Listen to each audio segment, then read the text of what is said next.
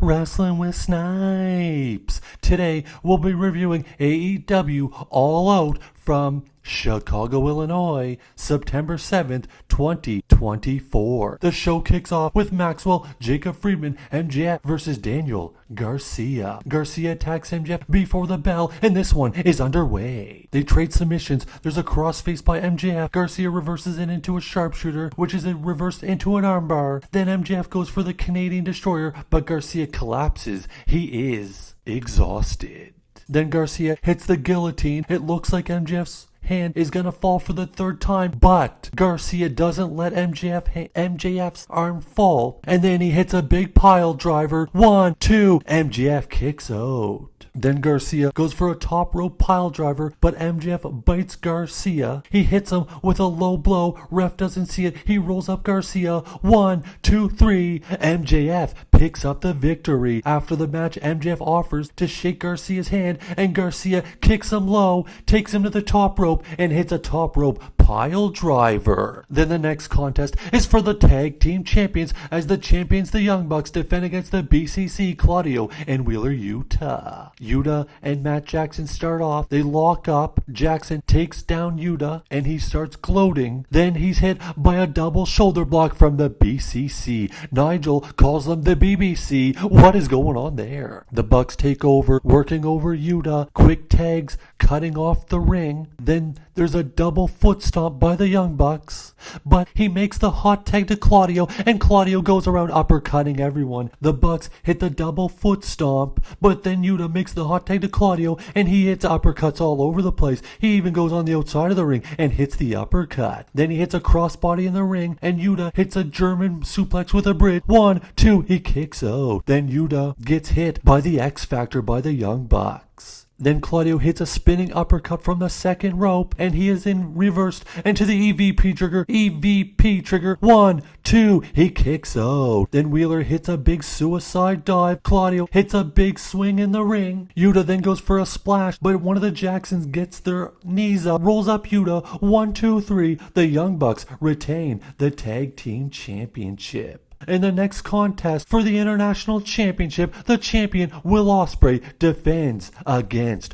Pac. They lock up as Pac turns into the headlock. We get double boots from both men, and both men are down. Then they start trading forearms and chops. Ospreay dives to the outside on Pac, taking him out. Then Pac hits a kick and a Liger bomb. 1, 2, he kicks out.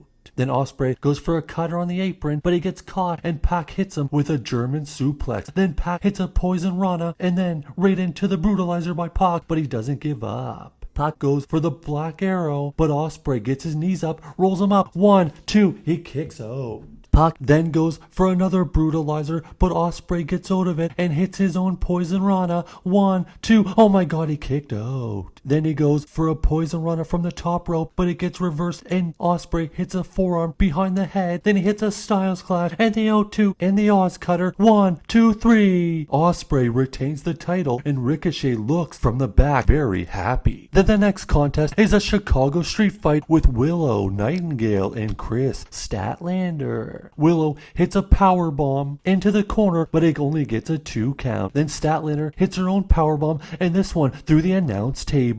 Statlander then puts Willow onto the table, goes to the top rope, goes for a swanton bomb, but Willow moves, and Chris goes through the table. Willow hits a suplex on the stage on Statlander, hurting her back. Stokely then brings out a garbage can full of weapons. Statlander hits Willow with a suplex on the garbage can, only to get a 2 count. Then Chris spears Willow off the stage through 2 tables on the concrete floor. Willow then gets dragged to the ring by Chris, who hits Willow with a chain and then bites her. Then Chris brings out the tacks and ends up going for a Booker T kick, but ends up doing the splits onto the tacks, and she looks unpleasant. Then Willow hits a Death Valley driver on Chris into the tacks. Then a Spanish fly from the top rope. 1, 2, she kicks out. Chris then brings out the dog collar, wraps one arm on her arm and one to Willow's arm. Then Statlander hits a tombstone, then wraps the chain around Willow's face, and the ref calls for the bell. Statlander wins by referee decision. Then we got a fatal 4-way for the Continental Championship as the champion Okada defends against Mark Briscoe, Orange Cassidy, and Takeshita. A brawl breaks out with all four men. Everyone is going bananas in the four-way match. Cassidy and Briscoe throw the other two on the outside, and then they both dive over the top rope onto the other two, taking them out. The match goes back and forth, and Okada and Takeshita trade forearms in the middle of the ring, and Briscoe off the top rope with an elbow drop. Then Okada hits his own top rope elbow, but wait, they both get 2 counts. Cassidy hits the Superman punch. Then Takeshita hits a variation of the tombstone, but only gets a 2 count. Then Okada goes for a top rope elbow drop, but Takeshita gets the knees up. Then Takeshita hits a lariat, but Okada tosses Takeshita to the outside, hits the Rainmaker on Orange Cassidy. 1, 2, 3. Okada retains the championship. The next contest was for the TBS Championship as the champion Mercedes Moné with Camille defends against Shida. They both trade blows, with Mercedes getting the upper hand at the beginning of the match. Double knees by Moné to the midsection. Then Shida hits a Hurricanrana and a missile dropkick off the second rope, but only gets a 2 count. Moné reverses Shida into a crossface, but Shida escapes and hits a big lariat, only for a 2 count. Then Moné hits double knees into Shida's face, hits the Three Amigos, goes for the frog splash, but Shida gets the knees up and ends up hitting 3 Falcon Arrows on Moné. 1, 2, she kicks out. Then Moné hits a backstabber, rolls to the outside. There's a tug-of-war over the kendo stick. Shida wins the tug-of-war, gets in the ring with the kendo stick, thinks about using it, but tosses it to the outside of the ring. It distracts her, so Moné hits the Moné Maker. 1, 2, 3. Moné successfully defends the TBS Championship.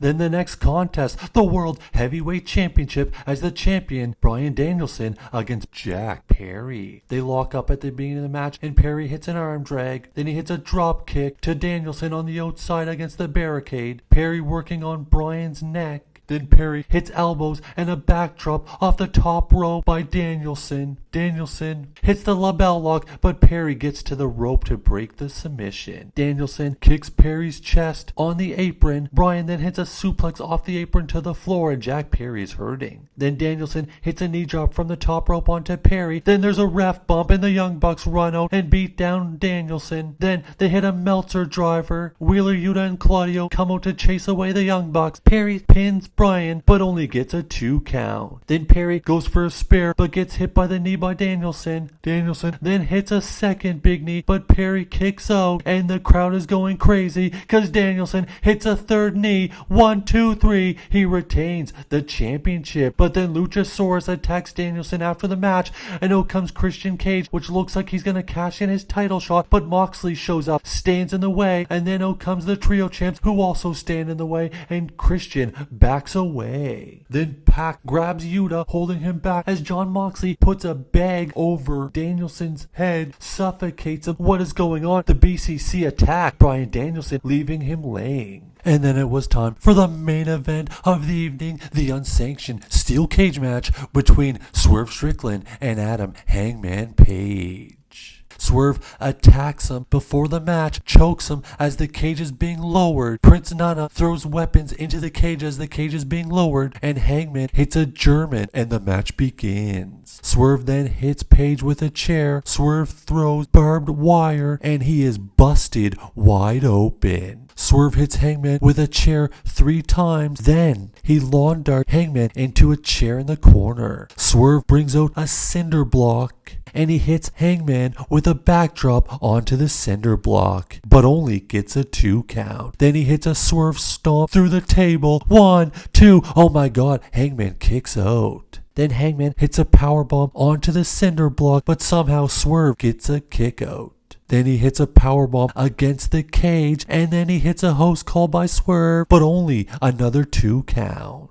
They climb to the top, and Hangman gets below Swerve and hits a powerbomb from the top rope, then hits a Deadeye, but only gets a 2 count. This match is bananas. Hangman pulls out Swerve's grill. What is going on here? Hangman then whips out a needle, takes off the cap, and sticks it through Swerve's mouth. Oh my god, needles are involved. Then Hangman grabs a chair, smokes him head first. The chair collapses through Swerve's head, and the ref calls for the bell. The unsanctioned match ends with Adam Hangman Page being victorious.